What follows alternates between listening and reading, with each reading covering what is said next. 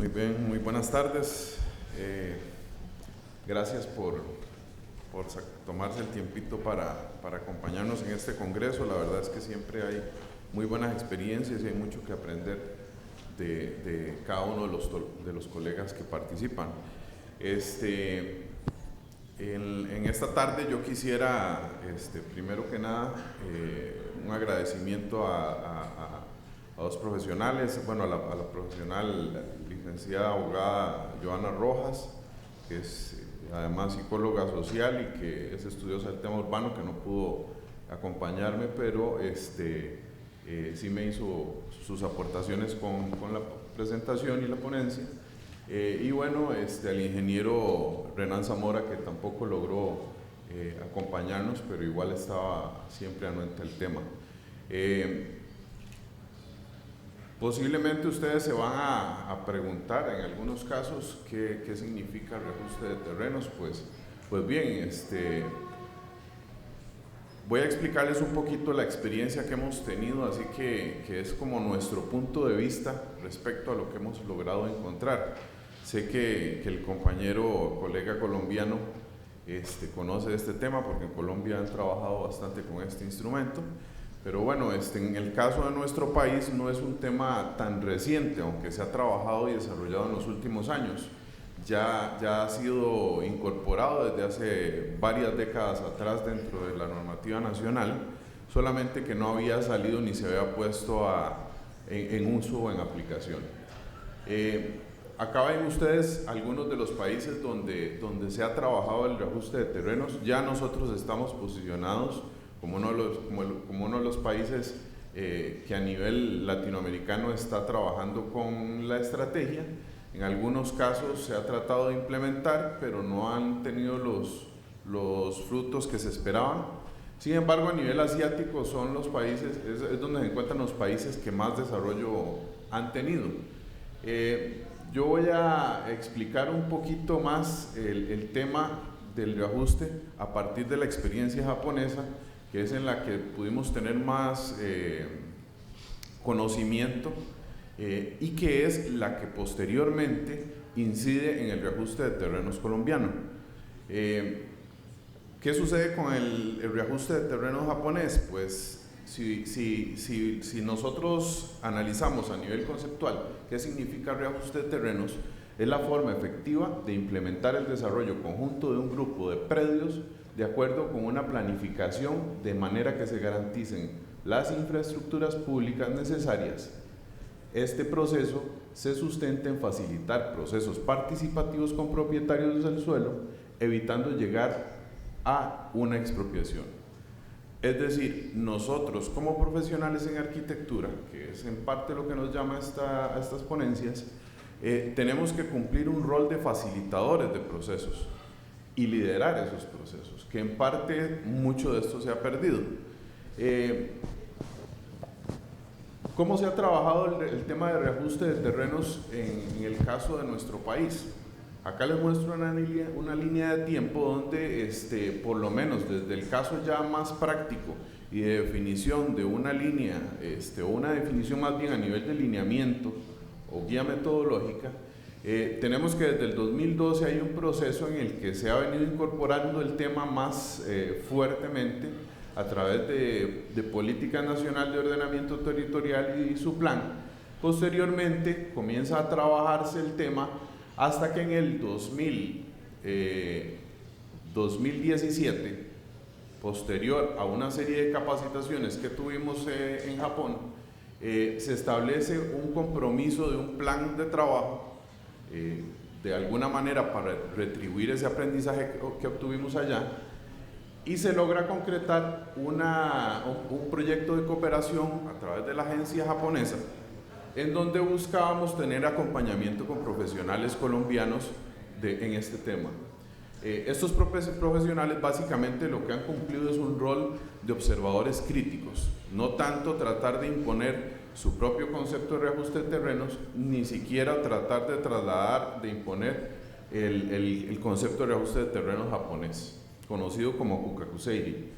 ¿Qué sucede? Este proyecto de cooperación tiene una fecha de finalización en junio del 2020, Nosotros buscamos que este proyecto de cooperación respondiera a ese plan que originalmente se nos planteó en Tokio, donde consistía en trabajar algunos proyectos piloto en función de que no necesariamente se creara una guía metodológica de un escritorio en una oficina de una institución, sino que desde la práctica pudiéramos comenzar a traer la experiencia y luego trasladarla a un documento que realmente pudiera responder a la realidad de cada uno de los municipios.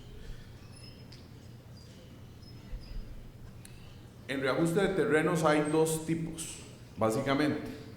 Uno que consiste en un reordenamiento predial, en donde se comienza a trabajar tanto los tamaños, los usos, la provisión de infraestructura que se necesita en esa zona, pero básicamente enfocados en que sea el Estado el que haga ciertas aportaciones para esas infraestructuras. El otro tipo de reajuste de terrenos no solamente utiliza lo primero, sino que también agrega un elemento muy interesante y que es el que proviene del reajuste de terrenos japonés, que es buscar el autofinanciamiento a partir de ese mismo proyecto. Entonces, incorpora estrategias para poder financiar el proyecto y que tenga incluso o provengan iniciativas desde lo privado, no necesariamente desde el Estado. A nivel general, como para tener una claridad en qué consiste el reajuste de terrenos, usualmente nosotros podemos tener ciudades o zonas de renovación urbana eventualmente o zonas de expansión en donde tenemos casos como el que vemos en la presentación, en donde hay segregaciones que han crecido espontáneamente o se han dado porque un pariente le entregó parte de un terreno a un hijo y así comenzó a pasarse el terreno de uno a otro y se fue fraccionando, llegando a casos tan críticos como este terreno que está con la letra D, en donde es un terreno que ni siquiera tiene calle de acceso, por tanto no va a tener posibilidad de servicios y no tiene un aprovechamiento efectivo del suelo. Entonces tiene serios problemas de vialidad, donde no tiene las condiciones adecuadas y no tiene la infraestructura adecuada, y lo que les mencionaba es que esa segregación que se dio no fue concebida ni siquiera por una planificación estratégica a nivel municipal. ¿Qué sucede luego del reajuste?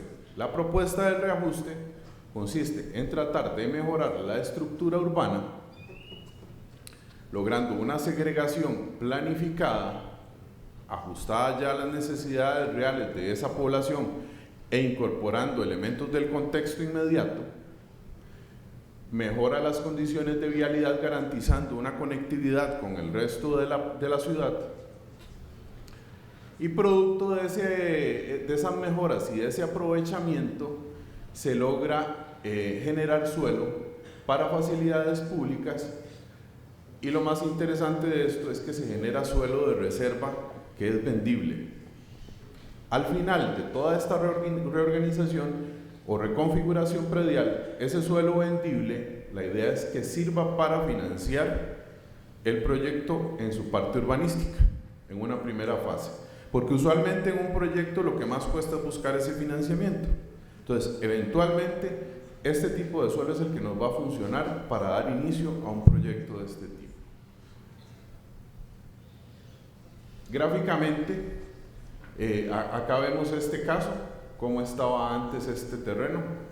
Este propietario se encontraba en esta zona con ciertas condiciones, se plantea el reajuste para que este suelo, aunque pierda área, pueda luego trasladarse a esta zona mejorada y con condiciones de habitabilidad y urbanísticas mucho mejores, lo cual finalmente le va a producir una plusvalía, un plusvalor. Esto se ve de alguna manera a nivel comparativo como una retribución a la inversión que está haciendo este propietario en suelo. Este suelo que está quedando como contribución del que tenía anteriormente, luego de las mejoras y los ajustes, se puede aprovechar para el suelo que sirve de financiamiento o bien para espacio público o áreas verdes que sean necesarias en la zona. Evidentemente también puede ser de que se necesiten algunas áreas para mejorar la vialidad, que en este caso, por ejemplo, ustedes ven que es o se insinúa una calle un poco estrecha, y acá se trata de mejorar incluyendo algunas conectividades en función de que el proyecto responda de una mejor manera a la ciudad. ¿Qué sucede con el proceso que nosotros hemos estado llevando para aplicación del reajuste de terrenos? Hemos encontrado algunas fases y realidades en los gobiernos municipales con los que estamos trabajando, y debo aclarar lo siguiente. Nuestra premisa ha sido de que no divulguemos todavía mucha información de cada uno de los casos, porque ustedes saben que cuando se trabaja con suelo privado, esto genera muchas especulaciones y puede generar falsas expectativas. Entonces, incluso por eso es que nosotros colocamos acá, como una de las fases y realidad, el tema de la información que encontramos en los municipios. A veces el manejo de la información municipal se convierte en moneda de cambio, y eso es un serio problema porque genera dificultades incluso a nivel político para las autoridades.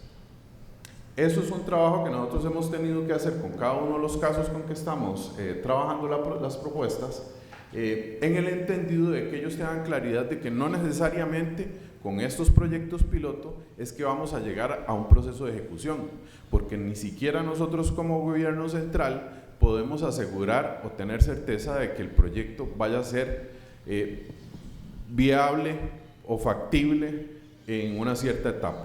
Nosotros estamos muy interesados en que el proceso nos genere ciertos insumos de información para poder definir política pública al respecto, que es la función que nosotros tenemos.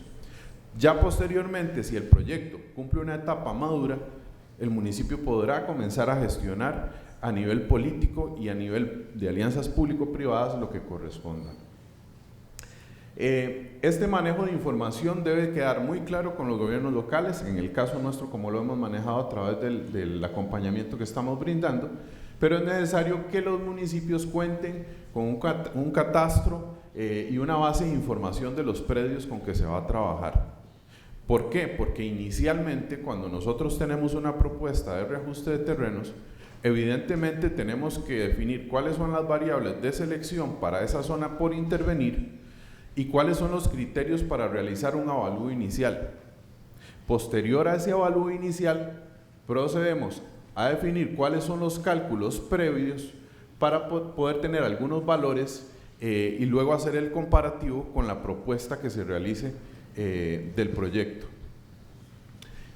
A nivel financiero, siempre debemos tener claridad de cuál va a ser la forma de financiar un proyecto de este tipo.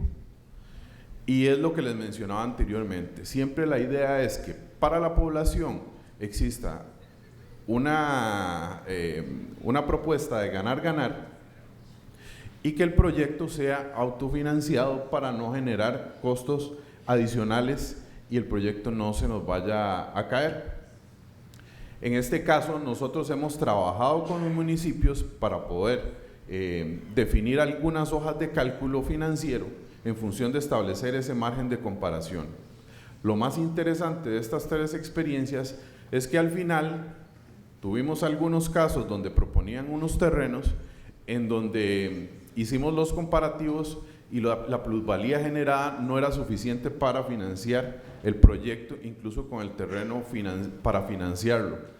Entonces tuvimos que buscar otras zonas donde posiblemente podría hacerse intervención, y al final llegamos a coincidir en algunos terrenos donde sí realmente al hacer el comparativo sí funcionaba para aplicar el reajuste de terrenos. Pero no basta con esta fase de información, cálculos previos y financiamiento. Hay un elemento muy importante que debe considerarse desde un inicio y que de previo ya un equipo debe estar trabajando en esto para que incida en los cálculos y en el financiamiento.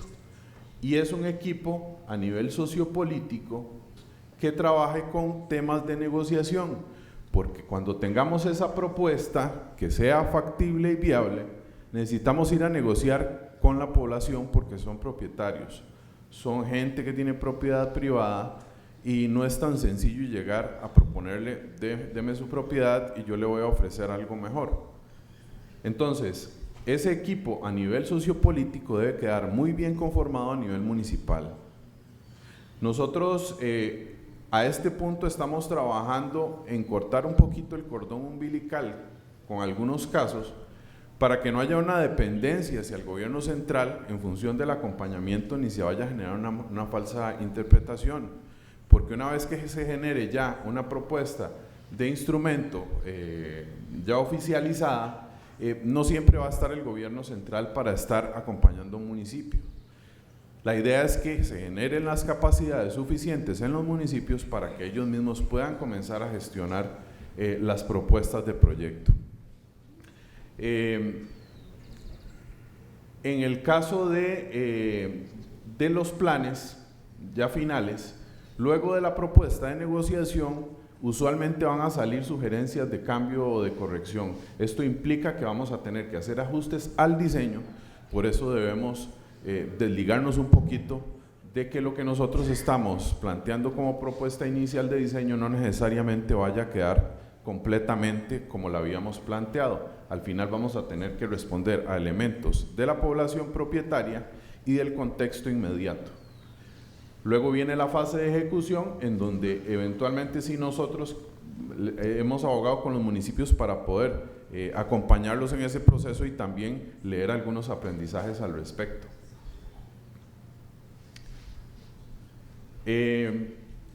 Para ir cerrando un poquito, nosotros tenemos claro que para el proceso de reajuste de terrenos a este momento ya nosotros tenemos un checklist que nos sirve para seleccionar zonas para reajustar, que eso ya lo estamos trabajando con uno de los casos, incluso uno de ellos ya incluyó ese listado dentro de sus criterios de selección para elaborar el mapa de zonificación de su plan regulador. Pero bueno, lo fundamental en este proceso es la inclusión social, que a veces no se entiende ni siquiera qué es un equipo social en muchos casos. Las ciencias sociales incluye tanto especialistas en derecho, especialistas en sociología, en antropología, en trabajo social, en comunicación. Basta con ver cuáles son las especialidades que están en la Facultad de Ciencias Sociales para darse cuenta cuáles son.